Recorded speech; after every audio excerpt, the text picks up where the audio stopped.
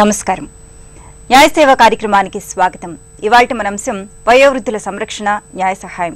ఈ అంశంపై సలహాలు, సూచనలు అందించడానికి మనతో పాటు ఉన్నారు హైదరాబాద్ సిటీ సివిల్ కోర్ట్ 17వ అదనపు chief senior civil judge Shri S Srinivas Reddy గారు, అలాగే న్యాయవాది ఐవి రాధాకృష్ణమూర్తి గారు. వారిచ్చే విలువైన సలహాలు, సూచనలు స్వీకరించే ముందుగా ఈ అంశానికి చెందిన ఒక కథనాన్ని చూద్దాం.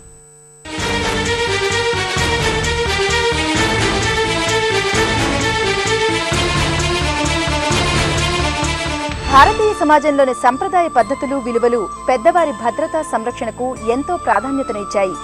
అమ్మా నాన్న అంటూ ఆప్యాయంగా పెద్దల ఆలన పాలనలో పెరిగిన పిల్లలే నేడు నిర్దయగా వృద్ధాప్యంలో ఉన్న పెద్దలను అనాథలుగా వదిలివేయడం జరుగుతూనే ఉంది. తల్లిదండ్రులకు ఆసరాగా ఉండాల్సిన వయసులో అనాథాశ్రమాల్లో వదిలివేస్తూనే ఉన్నారు. ఇంట్లో సభ్యుల నుంచి అవమానాలు ఎదురైనప్పుడు పెద్దవారిలో కలిగే బాధ వర్ణనాతీతం. రెక్కలు తెగిన పక్షులకు కూడా ఏదో ఒక ఆసరా దొరుకుతుంది, కానీ ఈ ముసలివారికి రక్షణ కరువైంది. కని పెంచి పెద్ద చేసిన పెద్దలకు మానసిక ప్రశాంతత లేదు. నా అనేవారు లేక చేతికర్ర సాయం కూడా దొరక్క వృద్ధులు కన్నీరు మున్నీరవుతున్నారు. చుట్టూ ఎంతమంది చుట్టాలున్నా కన్నబిడ్డలే వారిని చులకనగా చూస్తే వారిలో ఉత్పన్నమయ్యే మానసిక క్షోభను ఎవరర్థం చేసుకుంటారు? అనాథాశ్రమాల్లో ఉన్న తమ వారిని చూడటానికి కూడా సమయాన్ని ఇవ్వలేని స్థితిలో కన్నబిడ్డలున్నారు. వృద్ధాప్యంలో అనాథలుగా మిగిలిన వృద్ధులకు కాసింత ఆసరా కూడా అందడం లేదు. వారికి తోడు నీడ లేక కకావికలమవుతున్న వయోవృద్ధుల ఆవేదన ప్రభుత్వాలకు పట్టడం లేదు. వయోవృద్ధుల రక్షణ కోసం కేంద్రం తల్లిదండ్రుల సంరక్షణ, వయోవృద్ధుల పోషణ చట్టం 2007ను రూపొందించడం జరిగింది. ఈ చట్టంతో వృద్ధులైన తల్లిదండ్రులకు సంతానం నుంచి ఎటువంటి పోషణ, సంరక్షణను ఎలా పొందాలో తెలియజేస్తుంది రాష్ట్ర న్యాయసేవ అధికార సంస్థ. జడ్జి గారు, తల్లిదండ్రుల పోషణ, వయోవృద్ధుల సంరక్షణ చట్టం 2007 ఏం చెప్తోందండి? అయితే ఈ చట్టం యొక్క ముఖ్య ఉద్దేశం ఏంటంటే, అంటే మన భారతీయ సాంప్రదాయంలో మనకు వయోవృద్ధుల కంటే ఈ ఎల్డర్లీ పీపుల్కు మనము చాలా గౌరవం ఇచ్చేవాళ్ళము. వాళ్ళ డెసిషన్స్, వాళ్ళ నిర్ణయాలు తీసుకునే వాళ్ళు ఫ్యామిలీలో. ఈ క్రమానుగణంగా ఏమైందంటే వస్తుంటే ఈ న్యూక్లియర్ ఫ్యామిలీస్, పిల్లల ఉద్యోగాలు అటు ఇటు అయిపోయేసరికి ఇప్పుడు ఏమైందంటే ఫ్యామిలీస్ అన్నీ విచ్ఛిన్నమైపోతున్నాయి ప్రస్తుత పరిస్థితుల్లో.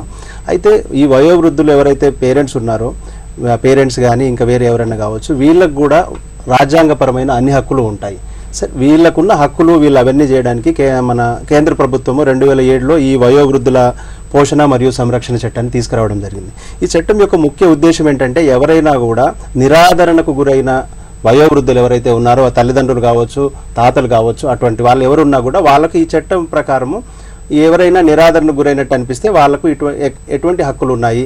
ఇందులో ఈ చట్టం యొక్క ముఖ్య ఉద్దేశం ఏం చెప్పాడంటే, పేరెంట్స్ కానీ, అదేవిధంగా ఈ సీనియర్ సిటిజన్ అంటే 60 ఏళ్ళు దాటిన వాళ్ళకు ఎవరైనా కూడా మెయింటెనెన్స్ ఎవరైనా నిరాదరణకు గురి చేస్తూ ఉంటే ఈ చట్ట ప్రకారం వాళ్ళ అప్లికేషన్ పెట్టేసేసుకొని కొడుకు ద్వారా కానీ, కూతురు, మనవరాళ్ళ నుంచి కూడా మనము ఇక్కడ మెయింటెనెన్స్ వాళ్ళకు పోషణ నిమిత్తం తీసుకునే హక్కు ఉంది. ఇక్కడ ఇంకొకటి, ఈ 60 ఏళ్ళు దాటిన వయోవృద్ధులు కానీ ఎవరైనా అనుకోండి, వాళ్ళకు పిల్లలు లేరనుకోండి, చైల్డ్లెస్ సీనియర్ సిటిజన్ అంటారు. వాళ్ళు కూడా వాళ్ళకున్న ప్రాపర్టీస్ ఎవరైతే వాళ్ళ తదనంతరం వెళ్తాయని అనుకుంటారో వాళ్ళ నుంచి కూడా ఇక్కడ మనము మెయింటెనెన్స్ కోరే అధికారం ఉంది. ఎవరూ లేరనుకోండి, ఎవరూ లేకపోతే అది గవర్నమెంట్ బాధ్యత. గవర్నమెంట్ ఓల్డ్ ఏజ్ హోమ్స్ ఇవన్నీ చట్ట ప్రకారం చేసి వాళ్ళను, వయోవృద్ధులను ఈ సంరక్షించాల్సిన బాధ్యత ఒకవేళ ముందుగా వాళ్ళ సంతానము, వాళ్ళ ప్రాపర్టీ ఎవరైతే ఇన్హెరిట్ అవుతుందో వాళ్ళ మీద ఉంటుంది. తరువాత ఒకవేళ వాళ్ళకి ఎవరూ లేరనుకోండి, ఎవరూ లేని వాళ్ళ బాధ్యత మాత్రం ప్రభుత్వమే తీసుకోవాల్సిన అవకాశం ఉంది. ఓకే, కాలర్ రెడీగా ఉన్నారండి. రంగారెడ్డి గారు హైదరాబాద్ నుంచి. నమస్తే అండి Rangareddy garu. Hello hello call cut అయినట్టుందండి. మరో కాలర్ రెడీగా ఉన్నారు, యశోద గారు. నమస్కారం మేడం. నమస్తే అండి యశోద గారు, చెప్పండి. మేడం, మేము బాన్స్వాడ నుండి మాట్లాడుతున్నాం మేడం. చెప్పండి అమ్మా. మా మేనత్త గారికి 2 కొడుకులు, 1 కూతురు అన్నట్టు మేడం. అయితే తను చిన్న కొడుకు దగ్గర ఉంటుందన్నట్టు. వాళ్ళ భర్త కాలం చేశాడు, కూతురుకు కూడా పెళ్ళైపోయింది. అయితే భర్త కాలం చేసి కూడా ఇప్పుడు 8 years అవుతుంది మేడం. ఓకే. అయితే చిన్న కొడుకు దగ్గర ఉంటుంది తను.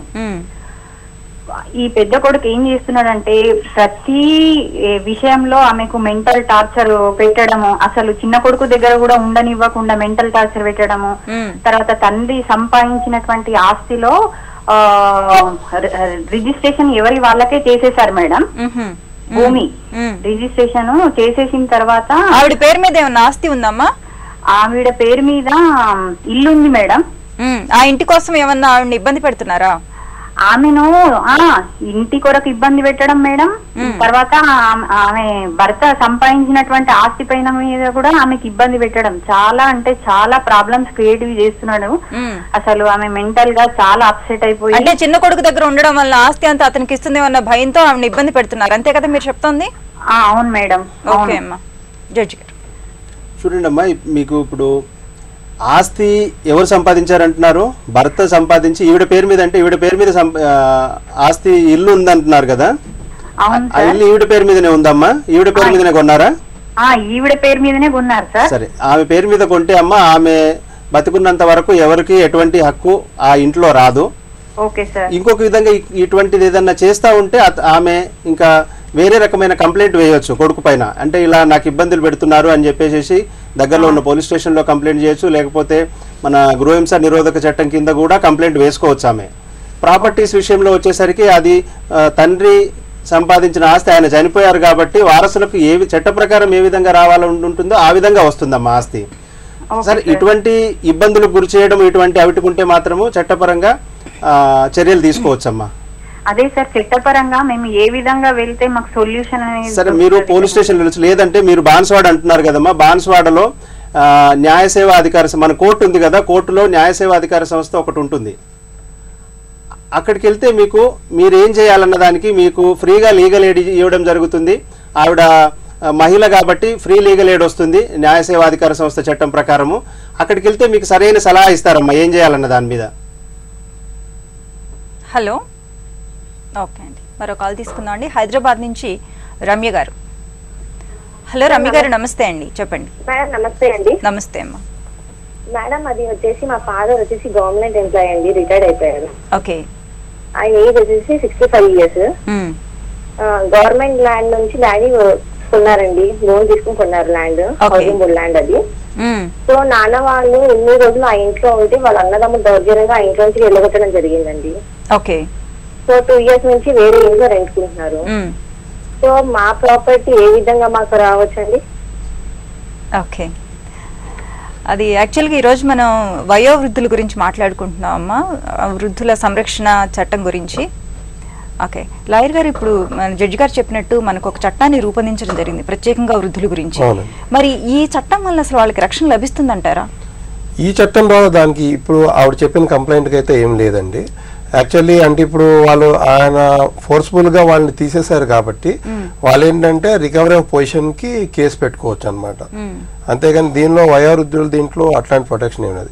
ఇంకోటి ఏంటంటే యాక్చువల్లీ ఆయన ఆల్రెడీ ఒకవేళ గిఫ్ట్ అట్లా ఏదైనా చేసుంటే కనుక ఈ యాక్ట్ వచ్చిన తర్వాత అప్పుడు దాన్ని బట్టి ఇమీడియట్గా ఏంటంటే మనం పిటిషన్ పెట్టుకుంటే కనుక అది క్యాన్సిల్ చేసే పవర్ ఉంటుంది వీళ్ళకి. అట్లా కాకపోతే గిఫ్ట్ ఏదైనా జరిగి ఉండాలి. కానీ ఇది దౌర్జన్యంగా తీసుకొని ఇంకా ఆయన పేరు మీదే ఉంటే కనుక ఈ చట్ట ప్రకారం ఏం చేయలేదు. అలాగే అసలు ఈ చట్టం వల్ల మనకి వృద్ధులకు ఎలాంటి రక్షణ లభిస్తుందండి? ఈ వృద్ధులకైతే చాలా ఈ ప్రొటెక్షన్స్ ఇచ్చారండి. దీనిలో ఏంటంటే బేసికల్గా యాక్చువల్లీ మామూలుగా పిల్లలు సరిగ్గా చూడకపోతే కనుక ఇమీడియట్గా మెయింటెనెన్స్ కోసం వేసి దీన్ని ఎంత ఈజీగా సులభబద్ధంగా చేశారు అంటే ఇంట్రీ మెయింటెనెన్స్ అడగడానికి సపరేట్ అప్లికేషన్ కూడా కాకుండా అందులోనే ఇచ్చేసేటట్టు వాళ్ళకి ఇచ్చారు. అది కాకుండా ఇంకా ఈ వృద్ధులకి ఏమని ఇచ్చారు అంటే మెడికల్ ట్రీట్మెంట్ ఇవ్వాలని, ఒకవేళ మామూలుగా ఓల్డ్ ఏజ్ హోమ్స్ పెట్టి కంపల్సరీ వాళ్ళకి అంటే ఎవరైతే లేరో వాళ్ళందరికీ పెట్టి అంటే ఒక్కొక్క డిస్టిక్లో నియర్లీ 150 members అకామిడేట్ చేసేటట్టు మినిమంగా ఉండేటట్టు ఇచ్చేసారు. ఓకే, కాలర్ రెడీగా ఉన్నారండి. తిరుపతి నుంచి వెంకటేశ్వర్లు గారు. హలో వెంకటేశ్వర్లు గారు, నమస్తే అండి. నమస్తే అమ్మా. మేడం చెప్పండి, మీ సమస్య ఏంటో చెప్పండి. వెంకటేశ్వర్లు గారు, మీ టీవీ మ్యూట్లో పెట్టేసేయండి. నమస్తే అండి, మీ టీవీ వాల్యూమ్ తగ్గించేసేయండి. మా అత్త ఇప్పుడు 60 సంవత్సరాలు మేడం. ఓకే, వెంకటేశ్వర్లు గారు. 65 సంవత్సరాలు సార్. వెంకటేశ్వర్లు గారు, వెంకటేశ్వర్లు గారు, నేను చెప్తాను వినిపిస్తుందా? టీవీ 65 సంవత్సరాల్లో టీవీ వాల్యూమ్ తగ్గించేసేయండి. చెప్తున్నా మేడం. చెప్పండి చెప్పండి. మా అత్తకి 65 సంవత్సరాలు మేడం. ఆయన మా మామ కాలం అయిపోయాడు. ఓకే. వాళ్ళకి 2 కొడుకులు మేడం. ఒక అతను వచ్చి కొండపైన 30,000 జీతం మేడం. ఓకే. చిన్న కొడుకు వచ్చి మెడ్రాస్ లో ఉన్నాడు. ఆయన చూడడం లేదు మేడం. 2 కొడుకులు చూడడం లేదా అండి? 2 చూడడం లేదు మేడం. ఓకే. వారి వయసు ఎంత అండి ఇప్పుడు? ఆమెకి 65 సంవత్సరాలు మేడం. ఓకే జడ్జి గారు. మెయింటెనెన్స్ వీళ్ళు చేయలేరు, 2 కొడుకులు కూడా చూడట్లేదని అంటున్నారు కదా. అవును సార్. ఆవిడకి ఎటువంటి ఆదాయం లేకపోతే 2 కొడుకుల పైన ఆమె ఈ చట్ట ప్రకారం, ఏది వయోవృద్ధుల సంరక్షణ చట్ట ప్రకారము మీ దగ్గరలో ఉన్న తాలూకా ఆఫీస్ లో ఉంటుంది. సబ్ డివిజనల్ మ్యాజిస్ట్రేట్ అంటే తాలూకా ఆఫీస్ లో ఈ ట్రిబ్యునల్ ఉంటుంది, మెయింటెనెన్స్ ట్రిబ్యునల్ అని ఉంటుంది. అక్కడికి వెళ్ళి ఈవిడ కంప్లైంట్ దాఖలు చేయొచ్చు. కంప్లైంట్ దాఖలు చేస్తే వాళ్ళకి నోటీసులు ఇస్తారు. నోటీసులు ఇచ్చిన తర్వాత వాళ్ళని పిలిపిస్తారు. వాళ్ళని పిలిపించిన తర్వాత తగు విధంగా విచారణ జరిపేసేసి ఈవిడకు మెయింటెనెన్స్ ఈ చట్ట ప్రకారం అయితే కోరే హక్కు ఈవిడకు ఉంది. చెప్తున్నాను, అదే కొడుకులు వాళ్ళ జీతాలు వాళ్ళందరివి పరిగణలోకి తీసుకొని అక్కడున్న జడ్జి గారు ట్రిబ్యునల్, మన తాలూకా ఆఫీస్ లో మెయింటెనెన్స్ ట్రిబ్యునల్ ఉంది, అక్కడ కంప్లైంట్ కానీ దరఖాస్తు కానీ వేస్తే వాళ్ళకి నోటీసులు ఇచ్చి ఈవిడకి న్యాయం జరుగుతుంది. అక్కడ మెయింటెనెన్స్ వాళ్ళు ఇప్పిస్తారు. లాయర్ గారు, మనం చూస్తూ ఉంటాం పేపర్స్లో కానివ్వండి, వార్తల్లో కానివ్వండి, చాలా మందిని తల్లిదండ్రులని రోడ్డు మీద వదిలేస్తుంటారు, లేదా హాస్పిటల్స్లో వైద్యానికని తీసుకొచ్చి వదిలేసి వెళ్ళిపోతూ ఉంటారు. మరి ఇలాంటి వాళ్ళ కోసం చట్టం ద్వారా మనకి ఎలాంటి సహాయాన్ని పొందొచ్చు అంటారు? వదిలేస్తూ ఉంటే కనుక బేసికల్లీ యాక్చువల్లీ ఈ చట్టం ప్రకారం అంటే మెయింటెనెన్స్ ఉందండి. మెయింటెనెన్స్ వాళ్ళ మీద వేయచ్చు. అండ్ వేరే యాక్ట్లు ఇంకా ఇప్పుడు సెక్షన్ 125 సిఆర్పిసి కింద కూడా వేయచ్చు. కానీ వాటికి వీటికి డిఫరెన్స్ ఏంటంటే దీనికి స్పీడీ రెమెడీ అనమాట. దీనికి టైం లిమిట్ కూడా ఎట్లా పెట్టారు అంటే ఒకసారి నోటీస్ ఇచ్చిన తర్వాత, అంటే కేసు వేయంగానే నోటీస్ ఇచ్చిన తర్వాత రెస్పాండెంట్ రిసీవ్ అయిన 90 రోజుల్లో డిసైడ్ చేసేయాలన్నమాట. సో ఖచ్చితంగా వాళ్ళు 90 days లో 90 days లో వాళ్ళకి ఖచ్చితంగా రిలీఫ్ వచ్చేస్తుంది. మీరు ఇప్పుడు అన్నారు కదా వదిలిపెడితే ఎలా అని అంటున్నారు. వదిలిపెడితే ఈ సెక్షన్ లో ఒక ప్రావిజన్ పెట్టారు. ఒకవేళ నిర్దాక్షిణ్యంగా గానీ ఇలా వదిలేసినట్టు గానీ తెలిసి అటువంటి వారిపైన చట్ట ప్రకారం వాళ్ళ పిల్లలు ఎక్కడ ఉంటారో పాపం అడ్రస్ కూడా చెప్పలేని పరిస్థితుల్లో ఉంటారు తల్లిదండ్రులు. అది చట్ట అంటే ఇట్లాంటి వాళ్ళను ఫస్ట్ కేర్ తీసుకోవాల్సిన బాధ్యత గవర్నమెంట్ ఓల్డ్ ఏజ్ హోమ్ లో జాయిన్ చేయడం అదన్నీ ఉంటుంది. తర్వాత వాళ్ళు ఒకవేళ నిజంగానే నిరాదరణకు వాళ్ళు కావాలని పిల్లలు వీళ్ళ నిరాదరణకు గురి చేస్తున్నారు, వదిలేశారు అని అంటే ఈ చట్ట ప్రకారము ఇది శిక్షార్హమైన నేరం. ఒక 3 నెలల వరకు జైలు శిక్ష, 5,000 వరకు ఫైన్ వేయచ్చు. అది చట్టాన్ని డైరెక్ట్ గా కంప్లైంట్ కానీ ఎవరైనా లాడ్జ్ చేస్తే కాగ్నిజెన్స్ తీసుకొని డైరెక్ట్ గా కోర్టులో కేసు ఫైల్ అవుతుంది. వాళ్ళు నిజంగానే నిరాదరణకు నిర్లక్ష్యంగా వాళ్ళు ఉద్దేశపూర్వకంగానే చేశారు అని తేలితే మాత్రం 3 నెలల జైలు శిక్ష ఈ చట్టంలోనే పెట్టారు, సెక్షన్ 23 ప్రకారం. ఓకే. అలాగే తల్లిదండ్రులు పిల్లల నుంచి మెయింటెనెన్స్ ని ఎలా పొందొచ్చండి? మెయింటెనెన్స్ అంటే రకరకాల చట్టాలు ఉన్నాయమ్మా. ఇప్పుడు ఈ చట్టంలో ఒకటి సబ్ డివిజనల్ మ్యాజిస్ట్రేట్ దీంట్లో స్పీడీ రెమెడీ అని చెప్పేసి పెట్టేశాడు. ఇప్పుడు ఏంటంటే 90 days లోపల ఇవ్వాలి. తర్వాత అవుటర్ లిమిట్ కూడా ఇంకొక 30 days పెట్టాడు నోటీస్ అందిన తర్వాత. ఇక్కడ అడ్వకేట్స్ ను దాంట్లో రోల్ లేకుండా డైరెక్ట్ గా విచారణ కోర్టుకున్న అధికారాలు ఇచ్చారు. ఏది ట్రిబ్యునల్ కు, మెయింటెనెన్స్ ట్రిబ్యునల్ కు. ఇక్కడ ఒకటి వస్తుంది. ఇంకొకటి ఏంటంటే ముందు మనకు సిఆర్పిసి సెక్షన్ 125 సిఆర్పిసి ఉంది. 125 సిఆర్పిసి ప్రకారం కూడా పేరెంట్స్ ఎవరైనా కానీ నిరాదరణ గురవుతుంటే వాళ్ళు కూడా మెయింటెనెన్స్ పొందే అధికారం. ఇక్కడ ఏం చేశాడంటే ఈ చట్టంలోకి వచ్చేసరికి ఆ రెండిట్లో ఏదో ఒక దాంట్లో మాత్రమే మీరు చేసుకోవాలని అన్నారు. అంటే రెండు అక్కడ 125 కిందను ఇక్కడ ఈ సెక్షన్ కి ఈ యాక్ట్ కింద రెండు గాని వేసుకోకుండా ఏదో ఒక దాంట్లో మీరు రెమెడీ తీసుకోవచ్చు అని చెప్పేసి ఉంది. సో ఎవరైనా నిరాదరణకు పిల్లలు వాళ్ళని పోషించలేకపోతున్నారు అని అంటే ఖచ్చితంగా ఇక్కడ సెక్షన్ 125 సిఆర్పిసి కింద మన కోర్టులు, రెగ్యులర్ కోర్టులు ఉంటాయి. Judicial magistrate of first class jurisdiction ఉంటుంది, ఆ కోర్టులోకి కంప్లైంట్ వేసుకోవచ్చు. లేదంటే ఈ చట్టం కింద అయితే sub divisional magistrate maintenance tribunal ఉంది, మెయింటెనెన్స్ ట్రిబ్యునల్లో అక్కడ వేసుకోవచ్చు. ఇక్కడ ఇంకోటి ఏంటంటే ప్రతి గవర్నమెంట్ ఈ యాక్ట్ నోటిఫై అయిన తర్వాత 6 months లోపల ఈ అన్ని ఒక మెయింటెనెన్స్ ఆఫీసర్ అని చెప్పేసి వాళ్ళు పెట్టాలి. వీళ్ళకి ఏమన్నా అసిస్టెన్స్ అవసరం అనుకుంటే ఈ వయోవృద్ధులు ఎవరైతే సీనియర్ సిటిజన్స్ అక్కడ వాళ్ళకి ఇబ్బందులు వస్తే ఈ మెయింటెనెన్స్ ఆఫీసర్ వాళ్ళ తరఫున ఈ కంప్లైంట్ వాళ్ళను గైడ్ చేయడం జరుగుతుంది. ఓకే. అలాగే ఒక్కొక్కసారి పిల్లలు చనిపోతారు, మనోళ్ళు మనవరాళ్ళు ఉంటారు, వాళ్ళు చూడకపోయినా సరే వాళ్ళ మీద కూడా మనం మెయింటెనెన్స్ ఖచ్చితంగా. ఎందుకంటే ఈ చట్టంలో అదే చెప్తుంది, గ్రాండ్ సన్ అంటే మనవలు మనవరాళ్ళు ఎవరైనా కూడా వాళ్ళ రిలేటివ్స్ ఎవరున్నా సరే, రిలేటివ్ అంటే అదే ఇచ్చాడు, కొడుకు కూతురు మనవలు మనవరాళ్ళు అని పెట్టాడు. సో కొడుకు కూతురు కానీ లేరనుకోండి, వాళ్ళ పిల్లలు ఉన్నారనుకోండి, వాళ్ళ పిల్లలది కూడా ఈ చట్టం యొక్క ముఖ్య ఉద్దేశం ఏంటంటే ఈ వయోవృద్ధులకు ఎటువంటి ఇబ్బంది కలగకుండా వాళ్ళ మెయింటెనెన్స్ చేయాలి. ఫస్ట్ బాధ్యత ఎవరిదనంటే సంబంధించిన సంబంధికులది, రక్త సంబంధికులు, రిలేటివ్స్ది. వాళ్ళు లేని పక్షంలోనే గవర్నమెంట్కి వెళ్తుంది. కాబట్టి ఖచ్చితంగా కొడుకులు కూతురు కానీ లేకపోయినా మనవలు మనవరాలు ఉంటే వాళ్ళ పైన కూడా ఈ వయోవృద్ధులను మెయింటైన్ చేసే బాధ్యత ఉంది చట్ట ప్రకారం. ఓకే లాయర్ గారు, అలానే కొడుకు చనిపోతాడు, కోడలు ఒకటే ఉంటుంది, మనవాళ్ళు మనవరాళ్ళు ఎవరు ఉండరు.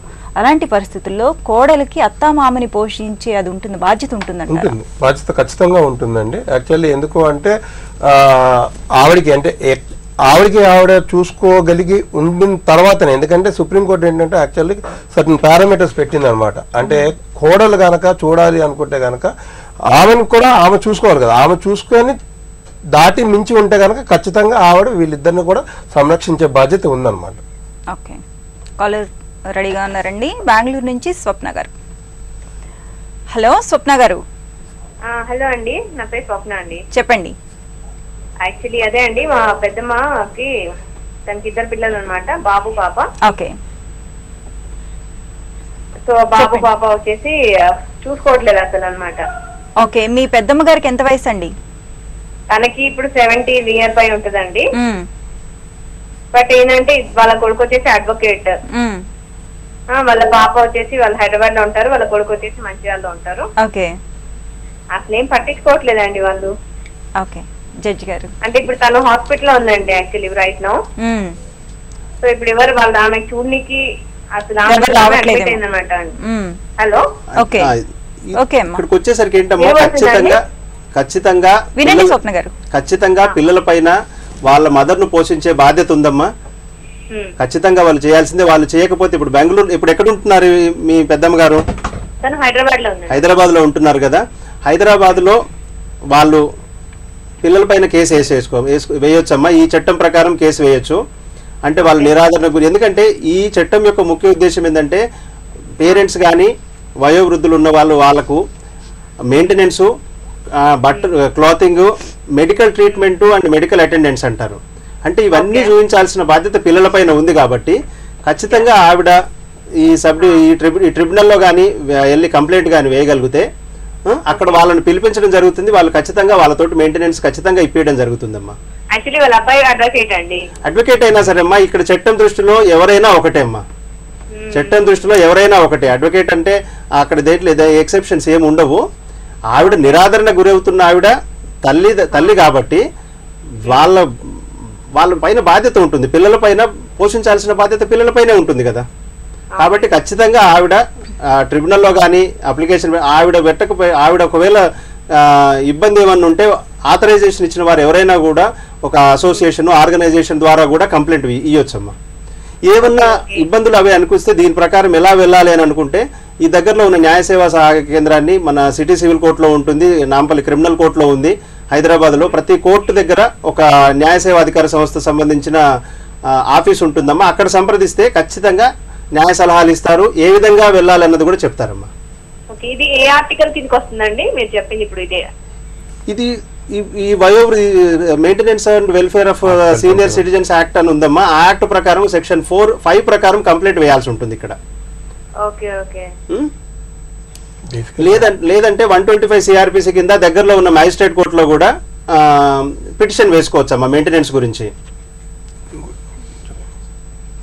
చెప్పండి సార్. యాక్చువల్లీ అంటే మీరు ఆర్టికల్ అని అడుగుతున్నారు కదండి. యాక్చువల్లీ ఆర్టికల్ 21 ఆఫ్ కాన్స్టిట్యూషన్ క్లియర్గా చెప్తూ ఉంది, no person should be deprived of life and liberty అని. ఆ దీని కింద యాక్చువల్లీ ఆ పరిగణన తీసుకొని ఇది క్లియర్గా తెచ్చారు.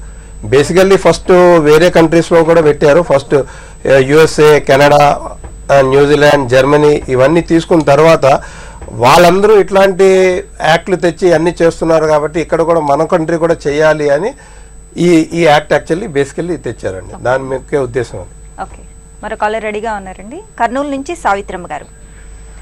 సావిత్రమ్మ గారు నమస్తే అండి. చెప్పండి మా. నమస్తే మా. చెప్పండి మీ సమస్య ఏంటో చెప్పండి. మా పుట్టింటి ఆస్తి మా తాతయ్య అంటే మా అమ్మ తండ్రి ఆయనకు 100 ఎకరాల పొలం ఉంటుంది. ఓకే, ఆయన నన్ను కూడా ఉండూరులోనే ఇచ్చినారు. సొంతం బంధువులకే. కాకపోతే మా ఆయన కమ్యూనిస్ట్ లో ఉండే తిరిగేవాడు అనమాట, కమ్యూనిస్ట్ కొండారెడ్డి అని. ఆయన అంతా కాజేస్తారని ఉద్దేశంతో ఆయన అంతా మా తాడుబుట్టలకు రాయించినాడు ఇద్దరికి. మాకు ఏమిటి తాత, మా పరిస్థితి ఏమిటి అంటే, మీ అమ్మ చనిపోయేటాలకు మీ అమ్మ పేట పొలం ఉందమ్మా, అది నేను విన్నామలో రాయనికి లేదు కాబట్టి ఆ పొలం మీకే చెందుతుంది, ఎప్పుడైనా మీ తాడుబుట్టలతో మీరు వేసుకోవచ్చు, మన పిల్లలు మీ పిల్లలు వాళ్ళ పిల్లలు మీరు చేసుకుంటారు కదా, యాడిపోతాయి ఆస్తులు అన్నాడు. అది తగ్గుపడిపోయిన సంసారం ఏంటి, వాళ్ళ పెద్ద సంసారమే, అంతస్తులు. సావిత్రమ్మ గారు, ఇప్పుడు మీ సమస్య ఏంటి? మీ పిల్లలు మిమ్మల్ని చూడట్లేదా? మా పిల్లలు నా కొడుకు 2.5 ఎకరా చేను జీవనం ఇచ్చినారు, అది పుస్తకం నాకు కాలడం లేదు. ఓకే, మీకు సరిపోవడం లేదా? మీరు అడిగారా మీరు మీ కొడుకుని? అడిగాను, వాళ్ళు పరిస్థితి అడిగింది, వాళ్ళు ఆడికాడికి వాళ్ళ పరిస్థితులు అట్లున్నాయి. నా పెద్ద కొడుకు కొద్దిగా ఇస్తానని అంటున్నాడు కానీ ఇచ్చింది లేదు. భార్య వాళ్ళు అసలు పలకరియరు, మాట్లాడరు, ఏం చేయరు. చిన్న కొడుకు మాత్రం 2.5 చేను ఇచ్చినాడు, దాంతో నేను జీవనం నడుపుకుంటా ఉన్నా. ఓకే అమ్మా, అయితే ఇప్పుడు మీ సమస్య ఏంటంటారు? వాళ్ళ దగ్గర నుంచి మీకు ఎంతో కొంత ఇంకా రావాలి అనుకుంటున్నారు అంతేనా? మా అమ్మ నుంచి అంతో ఇంత మాకు వచ్చే చాలు అని అంతే. ఓకే లాయర్ గారు, 2 తాడుబుట్టులు అయితే ఒక తాడుబుట్టు చనిపోయినాడు, ఒక తాడుబుట్టు ఉన్నారు, 2 బాగా మంచి కోటీశ్వర్లే, భూసాములే చేరి 100 ఎకరాల పొలాలు ఉన్నాయి. ఓకే అమ్మా, అర్థమైంది. లాయర్ గారు, ఈ చట్టం ద్వారా అయితే కనుక మీకు మెయింటెనెన్స్ మాక్సిమం 10,000 కన్నా మంత్లీ ఇవ్వలేరండి. మీకు ఒకవేళ అది సరిపోలేదు అంటే కనుక వేరే యాక్ట్ కింద వేసుకోవాలి, సెక్షన్ 125 ఆఫ్ సిఆర్పిసి కింద కానీ, లేకపోతే హిందూస్ అయితే Hindu maintenance and adoption act కింద కానీ వేసుకొని దాన్ని ఎక్కువగా మీరు అడగడానికి ఛాన్స్ ఉంటుంది.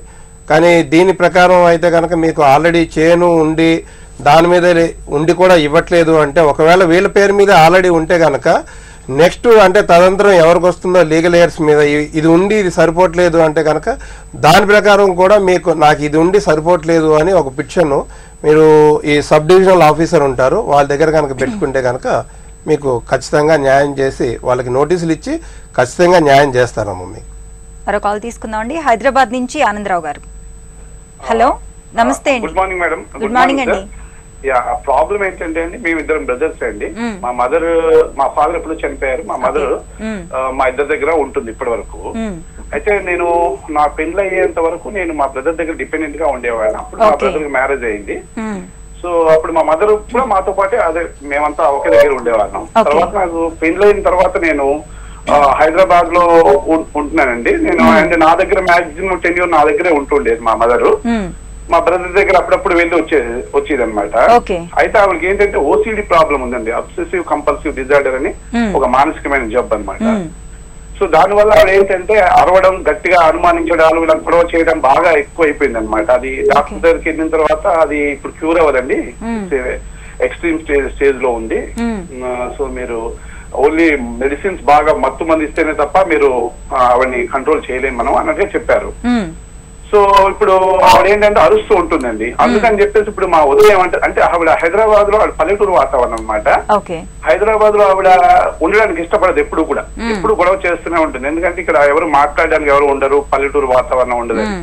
అక్కడ అయితేనే మా చుట్టాలు వస్తుంటారండి కాకినాడలో. అయితే అక్కడికి వెళ్తానంటే ఆవిడ ఇప్పుడు నేను అసలు పెట్టుకుని నాకు సంబంధం లేదని చెప్పేసి అంటుంది అనమాట. ఇది సో బ్రదర్స్ మధ్యలో ఇది కొద్దిగా అమికబుల్ సొల్యూషన్ ఏదైనా ఫైండ్ అవుట్ చేసి ఇది చేద్దాము, కొద్ది రోజులు నా దగ్గర ఎక్కువ టైం పెట్టుకుంటాను నేను ఎలాగో భరిస్తూ, మీరు అప్పుడప్పుడు జస్ట్ రిలాక్స్ అవ్వడానికి నాకు 1 or 2 అని అంటే, లేదు నేను చూడం, మేము అప్పుడు అన్ని సంవత్సరాలు చూసామని చెప్పేసి ఏది నా పెళ్లి కాక ముందర చూసిన 10 years వాళ్ళు చేస్తున్నారు. కానీ ప్రాబ్లమ్ ని యాక్చువల్ రూట్ కాజ్ ని వాళ్ళ టార్గెట్ చేయట్లేదండి. వాళ్ళు ప్రాబ్లం ఏంటంటే ఆవిడ ఇక్కడ ఉండడానికి ఇష్టపడట్లేదండి. అర్థమైందండి మీ సమస్య, అర్థమైంది. జడ్జి గారు, దీంట్లో ఇప్పుడు మీరిద్దరు అన్నదమ్ములు కూర్చొని చేసుకోవాల్సిన విషయం ఇది చట్ట ప్రకారంగా. అంటే ఇప్పుడు ఎలాగో మీరు మీ మదర్ను మెయింటైన్ చేయడానికి ఖచ్చితంగా మీరు మీ దగ్గరే ఉంటుందని అంటున్నారు, మీ బ్రదర్ దగ్గర అటు ఇటు ఉంటుందని అంటున్నారు, ఆవిడకి డిజార్డర్ ఏదో ఉందని అంటున్నారు. అది ట్రీట్మెంట్ చేయించాల్సిన బాధ్యత కూడా పిల్లలుగా మీ ఇద్దరి పైన ఉంటుంది. అవునండి, ఖచ్చితంగా ఉంటుంది. మరి ఆవిడ ఆ ట్రీట్మెంట్ చేస్తే ఆవిడ డిజార్డర్ అది చూసి మళ్ళీ ఎక్కడో కూడా వేరే దగ్గర పెట్టడం కూడా కరెక్ట్ కాదు. మరి అక్కడ వాళ్ళు కూడా చూడట్లేదు అని అంటే మరి ఈ చట్టము ఇవన్నిటి ప్రకారం వెళ్తే వాళ్ళకి ఏదన్నా అక్కడ వాళ్ళు ఎవరైనా ఒకరిపైన కూడా ఈ కంప్లైంట్ వేసుకోవచ్చు కాబట్టి ఒకవేళ వేసుకుంటే వాళ్ళ దగ్గర నుంచి ఏమైనా మెయింటెనెన్స్ అటువంటి తీసుకోవచ్చేమో కానీ లేదంటే ఈ కంప్లైంట్లో వచ్చేసి అంటే అసలు చూడట్లేదు అది ఇది అనేసరికి మరి మీరిద్దరు ఉన్నారు కాబట్టి ఇద్దరిపైన కానీ లేకపోతే ఎవరొకరిపైన కానీ ఇందులో వేసుకోవచ్చు, కంప్లైంట్ వేసుకోవడానికి ఏం లేదు, వేసుకోవడానికి అడ్డంకి ఏమి ఉండదు. కానీ మీరు మరి మీ మదర్ వెల్ఫేర్ ఆవిడ ఏజ్ ఎంత ఇప్పుడు మీకు ఎంత అంటున్నారు? 80 ఇయర్స్ కాబట్టి ఈ పరిస్థితుల్లో మరి మీరిద్దరు అన్నదమ్ములు కూర్చొని ఆవిడని ఎలా చేయాలన్నది ఒకసారి చూసుకుంటే బాగుంటుంది మరి చట్టపరంగా పోకుండా. అదేనండి అదే అంటున్నాను సార్ నేను కూడా. ఎందుకంటే కొన్నింటికి చట్టంలో మనం ప్రతిదానికి చట్టం నుంచి సొల్యూషన్ తీసుకోలేము. అవును సార్. మీరిద్దరు అన్నదమ్ములు ఉన్నారు కాబట్టి మీరిద్దరూ కూర్చొని ఎలా చేస్తే బాగుంటుంది, ఆవిడ ఎక్కడైతే కంఫర్టబుల్ గా ఉంటుంది అని చెప్పేసి చూసి ఆ విధంగా డిసైడ్ చేసుకోవడం కరెక్ట్ అనిపిస్తుంది నాకైతే. అవును సార్. అంటే ఆవిడ బేసిక్ గా పల్లెటూరు వాతావరణం నుంచి వచ్చిందని ఇక్కడ ఎవరు మాట్లాడారు. మీరు అంటున్నారు అక్కడ పంపిస్తే మరి అక్కడ ఎవరి దగ్గర ఉంటుంది అన్నది ఒకటి క్వశ్చన్. ఇప్పుడు మీరు ఇక్కడ ఉంటారు, మీరు ఇక్కడ నుంచి పల్లెటూరుకి వెళ్ళే పరిస్థితి లేదు కదా. అవును సార్. అవును. కాబట్టి అక్కడ ఎవరి దగ్గర ఉంటుంది, ఇక్కడైతే కనీసం మీరు కొడుకులు ఉన్నారు కాబట్టి మీ దగ్గర మీ పిల్లలు వాళ్ళతో పాటు ఉండగలుగుతుంది. కానీ అక్కడ వెళ్తే మరీ ఇబ్బంది కదా. మరి కాదు సార్, మా బ్రదర్ కాకినాడలో ఉంటారండి. కాకినాడలో మా చుట్టాలు అందరూ వస్తూ ఉంటారన్నమాట, ఎప్పటికప్పుడు వాళ్ళు ఆ చుట్టుపక్కల ఉంటారన్నమాట. Okay okay. అందుకని నేను అంటే వాళ్ళు జస్ట్ ఒక 2 months అలా చూస్తే ఆవిడ కూడా రిలాక్స్ అవుతుందండి ఆవిడ అలా. సరే అండి. అంటే దీంట్లో మీరు చూసుకోవాల్సింది ఏంటంటే ఖచ్చితంగా ఇద్దరు అన్నదమ్ములు మాట్లాడుకొని ఒకవేళ ఏదైనా అమికబుల్గా ఉంటే ఆవిడకి అక్కడికి వెళ్ళడానికి ఇష్టం అనిపిస్తే మీ మదర్ను అలా పంపొచ్చు. లేదంటే ఇంకా మరి ఆ కంప్లైంట్లు ఇవన్నిటి వరకు పోవడం కరెక్ట్ కాదేమో అనిపిస్తుంది. మరో కాల్ తీసుకుందామండి. ఖమ్మం నుంచి నాగమల్లీశ్వర్ గారు. నమస్తే అండి నాగమల్లీశ్వర్ గారు. నమస్తే మేడం. చెప్పండి అమ్మా. మా పిన్ని గారికి స్థలం ఉంది మేడం, 19 లక్షలకి కొడుకు అమ్మాడు. అమ్మి ఇల్లు కొన్నాడు. ఇల్లు కొని ఏం చేశాడంటే నాకే కదా తర్వాత అయినా అని తన పేరు మీద పెట్టించుకున్నాడు. ఓకే. పెట్టించుకుని ఇప్పటికి 4 నెలలు అయింది మేడం. పెట్టించుకుని ఇవాళేమో ఇంట్లో నుంచి బయటకు వెళ్ళిపోమ్మని అంటున్నాడు తల్లిదండ్రులు ఇద్దరిని. ఓకే.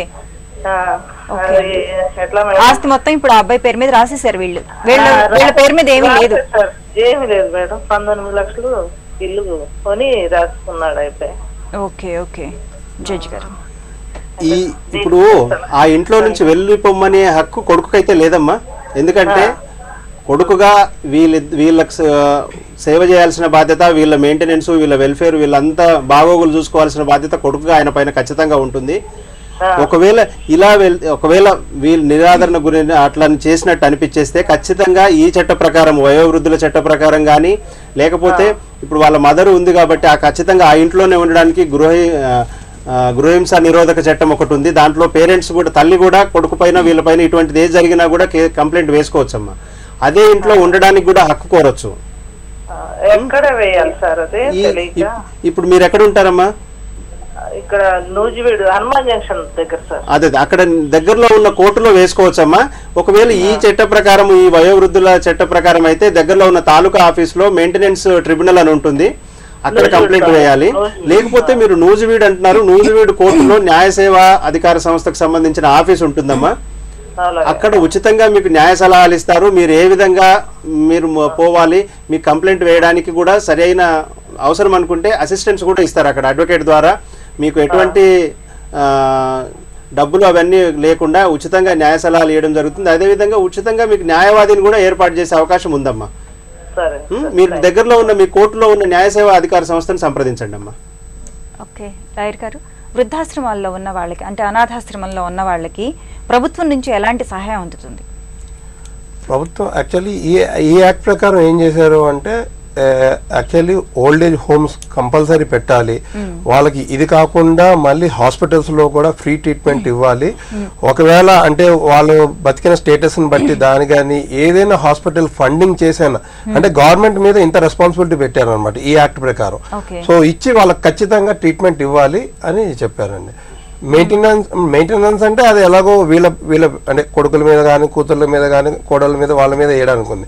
బట్ గవర్నమెంట్ కి మాత్రం ఖచ్చితంగా ఓల్డ్ ఏజ్ హోమ్ ప్రతి స్టేట్ లోను ఒక స్టేట్ లోను అంటే ఒక డిస్టిక్ లో మెయిన్ స్టేట్ లో ఒక డిస్టిక్ లో ప్రతి డిస్టిక్ లో మినిమం 150 ఇది ఉన్న వాళ్ళకి పెట్టి వాళ్ళకి కూడా ఎట్లా ఉండాలో కూడా రూల్స్ లో క్లియర్ గా రాశారండి.